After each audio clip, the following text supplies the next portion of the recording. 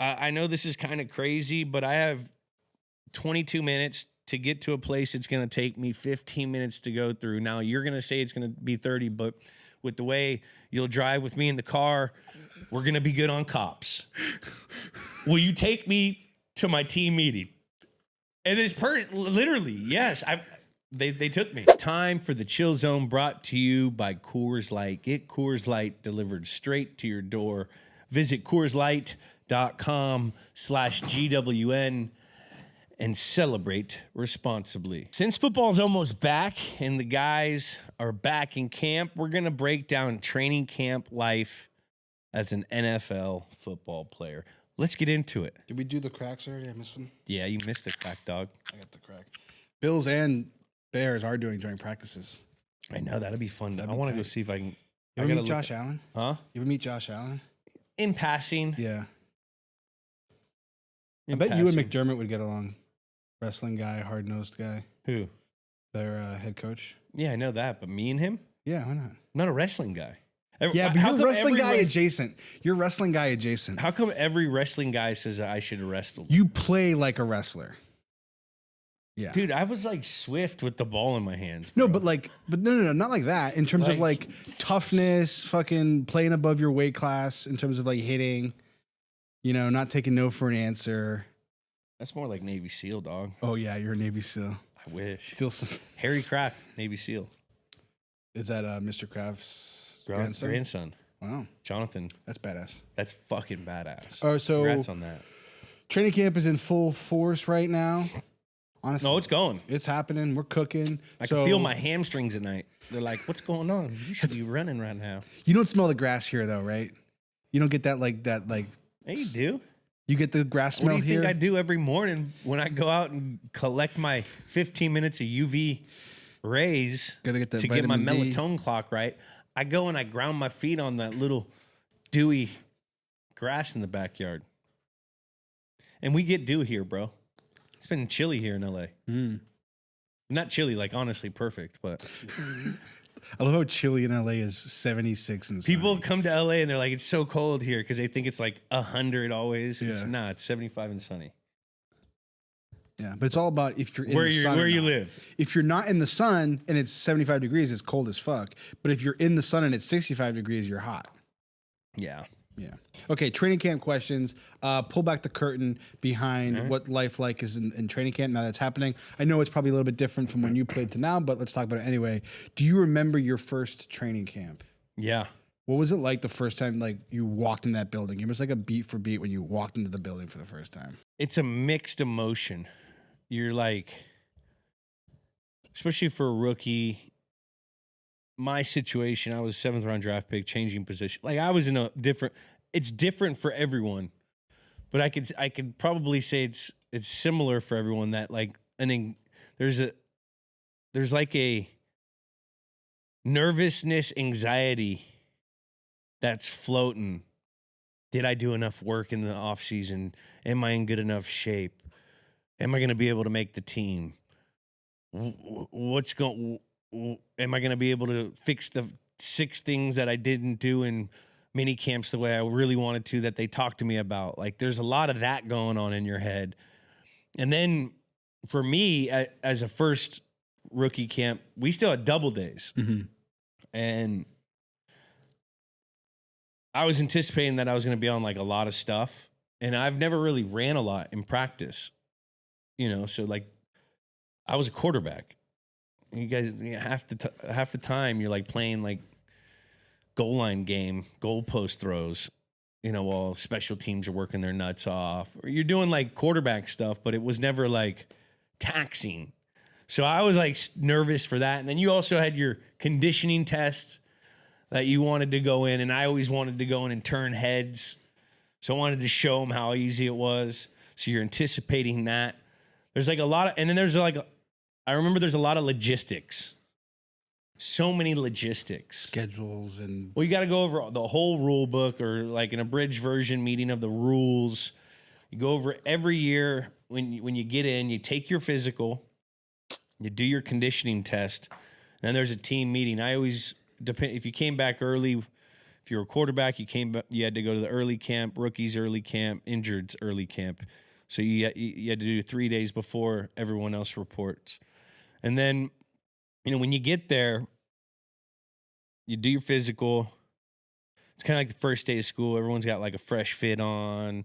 Everyone's got a suntan. Someone's got bleached hair. Yeah, someone's got something. There's a new car in the drive. In the someone got lot. paid. Yeah, and someone got paid. Oh, yeah. But free agent, new meat. Yeah, what? New meat, free agent, big free agent. But you've seen that. We've all seen each other of the mini camps and the OTAs. mini camps. But this is guys bring shit. You see guys bring their system because we stayed at a hotel. Roommate or no roommate? Rookie year roommate. Okay. Who's your roommate rookie year? Who's my rookie? I had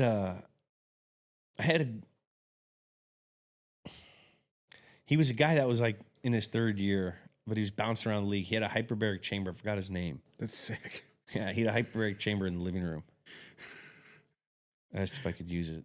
He let me use it for a little. Did it work? Didn't feel a thing.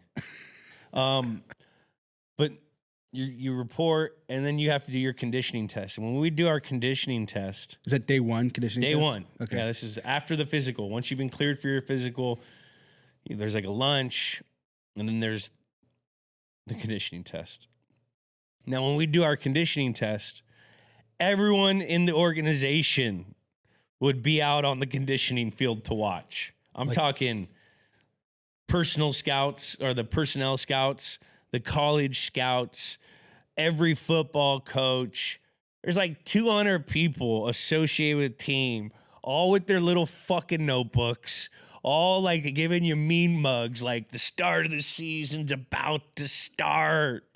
And so you get anxiety from that. You're sitting there, especially when it's your first few times doing it. You're like, oh fuck. Ownership? Or just Mr. Kraft's out there fucking walking around, everyone's there. They want to see who, you know what I mean? Yeah. And so you do the conditioning test, and then after that's done, you have a team meeting, you go through all the rules. And so you basically, you go over, you're late, it's $5,000. If you miss a day unannounced or unexcused, it's $20,000. If you're over your report weight, each pound, it's $562. Each day, it's over. So if that's 2 pounds, Bill would go to someone, what's the math to that? What's that? It'd be like some, it's $1,200, coach. Right. $1,200. Like he would do that, right? And then every year he would go in and he would talk about, look, if it burns, you can't have it in the hotel room. Don't be coming here with your incense, your fucking candles. If it burned, like we could never burn anything inside the hotel. Well, clearly no smoking. So like, you know what I mean? But like if it burned. So what are guys? And then after the Matt Light thing, remember when he brought a crossbow on? We would go over the I didn't realize it was because of Matt Light. He would go over that rule. You can't gamble on NFL facilities. You can't have a weapon anywhere on an NFL facility. And it says guns, but he'd be like, and light, that means crossbows, slingshots. He would give like all these examples, swords. Don't be you can't have, like, it would be fun. Like, would any dudes ever bring like animals, like a pet or anything? Like someone's got like a tarantula they bring? The lineman brought a duck and put it in Donald's locker, and it lived there for like 3 days. And I think Nate Solder took the duck and raised it. And the duck is somewhere still alive, I think. Amazing. No. So we would go over all the rules, and so you get there at like 8. The conditioning test is at like 1. This meeting is at like 4. And so they would schedule all this stuff so you couldn't leave the facility, but you had downtime at the facility. Mm-hmm. So you're basically there all day. And then you go over like expectations, coach's vision of the team. And then you break up OD and you get into like, all right, this is what we're installing for tomorrow. And then it fucking just jumps into it. Yeah.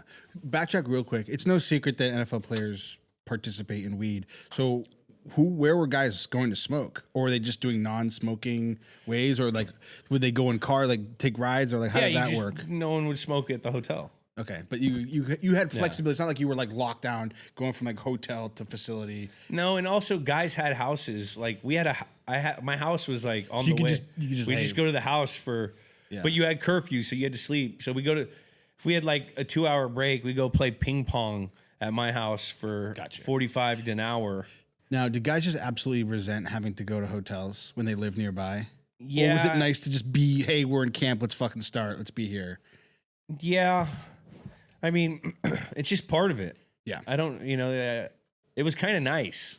To get focused, to signify you didn't have start. to like worry about shit. You didn't, you know what I mean? It kept the main thing the main thing. You didn't have to worry about clothes, this, that. I mean, you did, but just less. It was just like less distractions. Yeah. Yeah. And then when did you guys move out of the hotel? Dude, I remember it being like 5 weeks or something. That's a lot. It used to be long. Now they're only there for like 2 weeks. Were the beds at least nice? They set them up nice? Shout out Residence Inn. They're all right. Yeah. Not like your home bed. I think I brought a mattress by like year 6, 7, 8. Now, people always ask, I'm sure, with training camps, like, what's the worst part of training camp? But what's the best part? Like, what's something that, like, people don't realize is, like, fun or something you look forward to with regards to training camp? Best part of training camp is, the excitement of the start. It's the start of the season. The crowd's out there. You've been in OTAs, you've been in mini camps, and it's just the team there. You go out there and you get to feed off the energy of the crowd. The first like 5 days or 4 days are like, all right, yeah. And then after that, it just becomes a grind. And you start getting tired, like not you're tired, but you get beat up when you start introducing pads and when you used to hit a lot more. It was tough. And like I remember in my early part of my career with the double days, it was run in the morning, passes in the afternoon. You had your sleep rooms. Like guys would take naps. There's like designated rooms with a bunch of mattresses, and you'd be like a fucking Vietnamese opium den, and you'd have like 18 7-foot freaking athletes hanging off a bed trying to get in 35 minutes of sleep before the next practice because it's 82 degrees, 88 degrees with fucking 90% humidity in Boston. I mean, it's just a grind, and what makes it really hard is that you have to focus when you're tired. Yeah. It's like Hell Week. I mean, not like Hell Week. Hell Week is way worse, like with the SEALs, but like having to go in and after when you're a young player and you were on everything, you had to go balls to the walls, both practices every day. But then you had to go in and install at night for the next day. Mm-hmm. And you had to correct things from that the early practice to the second practice. It was like you had to be on when you were dying, tired and mentally exhausted from, the amount of stuff that you're doing, and it's all new. You didn't want to fuck up your hairpin turn on fucking special teams or the 3 plays that they installed for kickoff that day, and then you had, an additional NASCAR sheet that you had to remember for the 5 terms that you could use for the conditioning the next day. Like it was just a lot of studying. Yeah. And when you're tired. Yeah. Mental stamina. Yeah. And that's where, guys would not make the team is when they'd fuck up their formations or they would be slow and not do something on that, we went over. Like that's part of this process. Training camp is essentially, it's a race to who could be the best and most effective prepper going into the season. Meaning who knows how to install their shit, who knows how to practice effectively, who knows how to get all their plays ran in practice without having to fuck it up and start over a program. Who can take the drills the best and which coaching staffs can come up with the drills that'll put these guys in situations for ball security. Like it's a race who can prepare the best. That's what it is. Mm-hmm. Now, Do you ever lose your playbook or ever see anyone lose their playbook?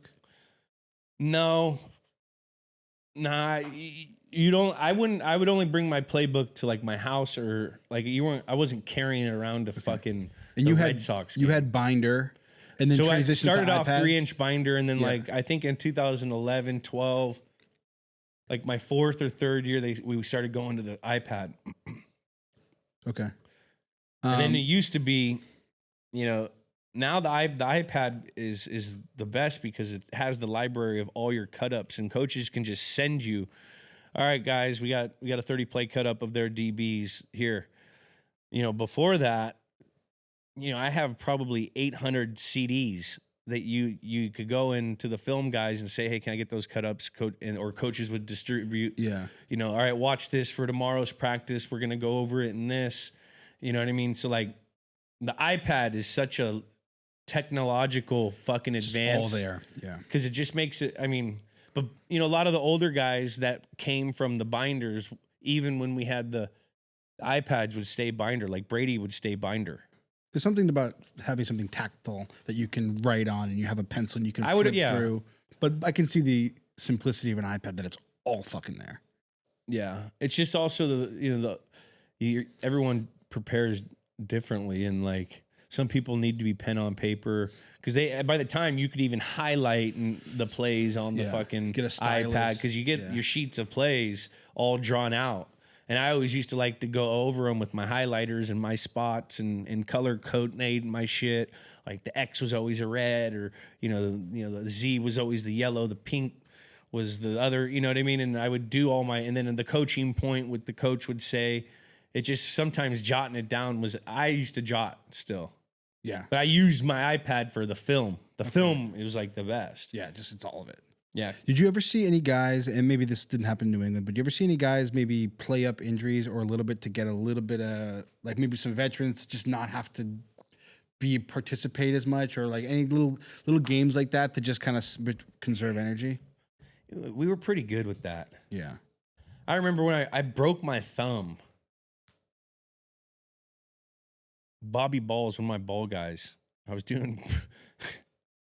I think I was rehabbing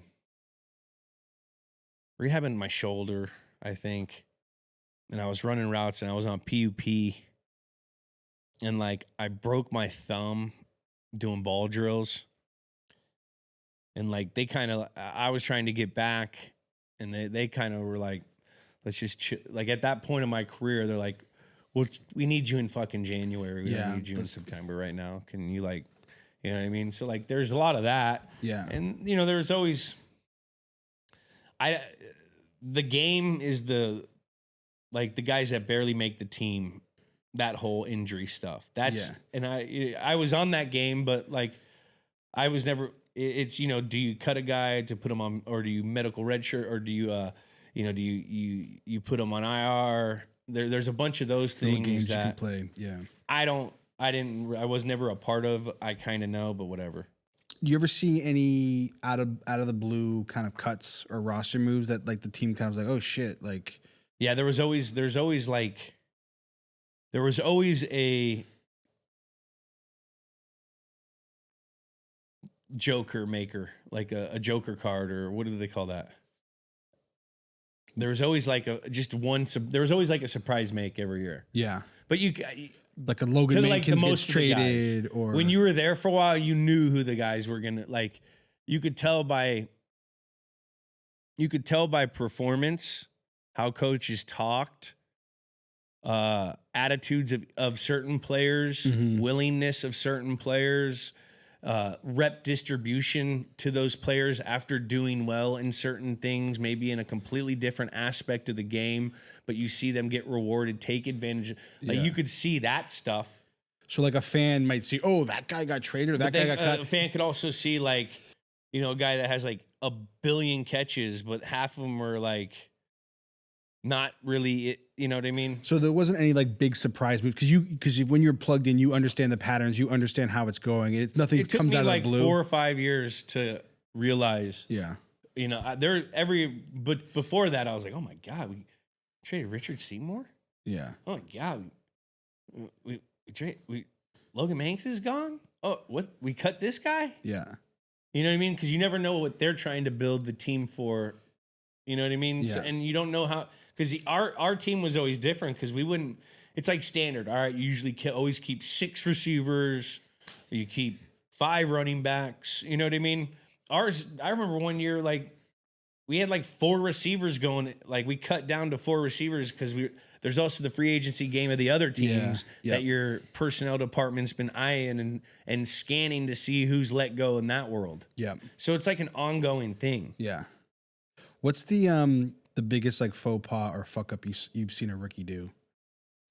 I mean, anytime like an undrafted guy or a rookie like is late to something, I'm like, I would just turn them off. That means you don't think this is serious enough. Because I remember, like, I literally, for a preseason game when I was like balling already, I remember I lost the keys to my car,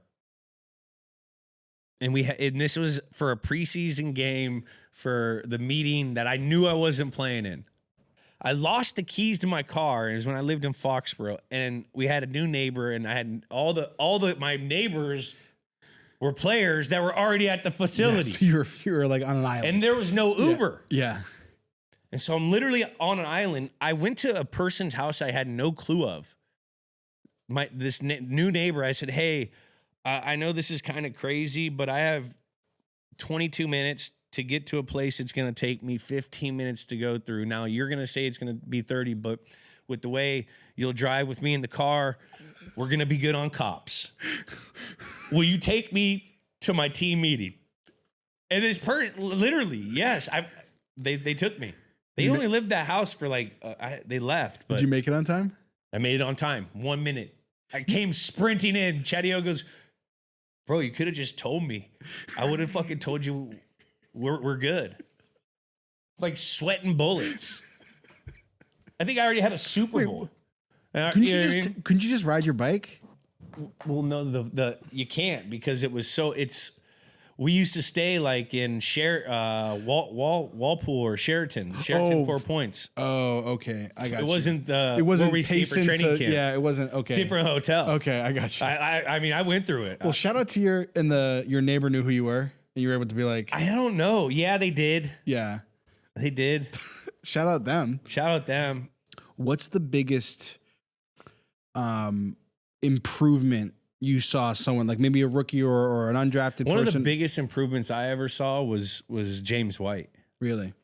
And it was not just from training camp, but it was from like his first year to his second year. Mm-hmm. Like I think he was on IR or something. He didn't play much his rookie year. I think we won a Super Bowl. What year was his rookie year? He was drafted in 14? 2014. He's a 4th round pick out of Wisconsin. Yeah. But he was on that team. So he has 3 Super Bowls, but I don't know how much he played his rookie year. 3 games. He played 3 games, yeah. Yeah, and then he went on IR. Yeah. And then no, he didn't play any games. Yeah, he didn't play any games. Yeah. And so when I remember watching him come back from year 2. He looked like a different football player, like because he was in that program. When you're not playing, say you're on practice squad or you're hurt, like they have a whole different life. They live with like the wait staff, those guys, and they're like breaking these guys and training these guys like college style training, where they have to wake up early, get their workout, their run before they have to do all the football stuff with the team. Like they work the fuck out of those guys. And a lot of those guys that don't bitch and complain about it, that take advantage of it, a la James White, go on to be a lot better because of it. And he is the prime example of that. Someone who, didn't fucking bitch or moan when he was a 4th round draft pick and didn't like really play his rookie year, was going on to a team that went on to win a Super Bowl with Shane Vereen, who caught 13 goddamn passes or whatever. Record receptions, yeah. We let him go because of James, and then, James did what he did, but like seeing him develop and progress was like, man, he worked his fucking balls off. No, what are some like fun moments from training camp? Things maybe coaches did this fun. I know you guys would go see movies. Yeah, we go see movie. They'd break it up. We do like a team movie. I gotta see what movies we did. Lone Survivor. We did Lone Survivor, and Wahlberg came and talked to the whole team. They rent out a theater and get all the snacks and stuff for the boys, unlimited, which is it's so fun when you have that like surprise. Yeah. Not you know what I mean? Now it's like every 4 days you have a day off in training camp. That would be after like 9 days of grinding, maybe 11. You'd make a lineman try to catch a punt. When anytime you got to miss a meeting or like there was a team thing where we all had to come together to like get out of meetings, that was the best thing in football. Rookie skits. When the older you get, the more you need the rookie skits because it becomes repetitive. I've heard verbatim these same meetings for, 9, 10, 11, 12 no years. firearms. Got it. Thank you. Yeah. Or, you're literally repeating what coach says before he says it, so like the rookie skits are always just a great breakup. And then you get to also learn your teammates, who's funny of these guys, who thinks they're a little too full of himself of these guys, who's like got no heart when it comes, like you learn a lot through these rookie skits. Who's just a straight killer that like wants nothing to associate with this, but plays so good that you're like, okay, fuck it. You know what I mean? Yeah, it puts himself out there to be a part of the team, even though they don't like it. Yeah, those are the fun things. The movie was great. We did a paintball thing once. Cool. Was that OTAs or regardless? We did a paintball thing where we went as a team and paintballed, which was fun. That's fun. We used to go to like the bowling alley up at Patriot Place a bunch. Yeah.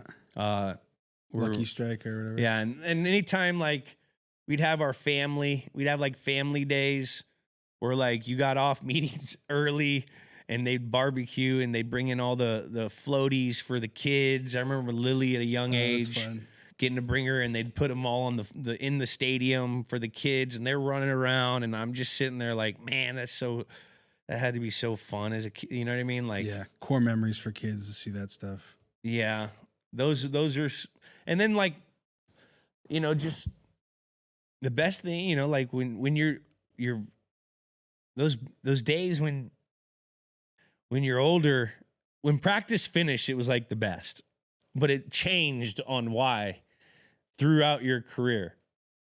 It was the best because you're shot, you're tired. Like they used to work you and it was hot, you know what I mean? And it was full go, full pad. And then, when you're younger, it's just like to go out and get like the line faster for food or, like get a sleep bed. By the time you're older, you get to see your little kid come run on the field and, you get to go engage with the fans and go engage with a lot of the Patriots Foundation organizational people, which, it seems after a long ass day of work, it's a lot, but it was always gives you perspective afterwards. So, and it also gives you the memories. I remember being that kid going to the training camp for the Niners or the softball games for the Niners. And you know what I mean? Like that's the fun stuff. Getting there early. I love that. The process, the work. The process. Yeah. Now it fucking sucked and it was a grind. I hated it. Yeah. Like you hate it, but you love it and you need it. Yeah. It's kind of like when you're a parent and your kid has a cough. Yeah. You know that they don't like the taste. I have to pin like my kid down to take the cough medicine. Yeah. She's like, I can't hear it. But when the cough goes away, they hate it. Yeah. They hate the taste, but the cough it becomes effective. They're like, oh, yeah. Yeah. It's kind of the same thing, like that hill, when we have to run that fucking hill. How many times up and down the hill you think you've run? I mean, a lot. Probably in the thousands. Thousands. If you think about it, we'd do like 6 after practices in the off season. You can count that up. So that's 600 in one season-ish. You're saying, I don't know, a lot. Now, was there any sort of like, this is the last question, any sort of like ritualistic thing you guys would do to signify the end of training camp? Like when I played, we did doubles. When doubles were over, we'd go eat our faces with China buffet. Shout out Montclair football. They're dead now. But like we just like eating China buffet was like the end of camp. And now we're going, it's like anything you guys would do like ritualistically that would be like, okay, camp's over. Now we're fucking in. There used to be the craft party. Okay. In the Cape. In the Cape. Yeah. But it was always a little tricky because sometimes there'd be a guy that would go to the party and that got cut. Because it's like a more of like would be like a ring thing too, or no, it's more of like the final team. Okay, goes to not the final team, but like it's like the start to the season when in theory you're supposed to have your final team in the books, but we always had like moving parts, guys get cut, bring guy in. Yeah. So like that was always like you could tell who thought they were comfortable in making the team is who would show up to that party. But there were a couple times where there'd be some guys getting knocked at the party. Oh, geez. I think. Yeah. But that was kind of like the last, because your family is, again, we're there. Yeah. Is training, well, I keep saying last one, but actually last one. How is training camp different the year after a Super Bowl versus just a regular training camp? Yeah, there's a difference because anyone who's new on the team thinks that they're a part of it. Okay. And I don't realize how hard it is to get there. And then there's a learning curve for that.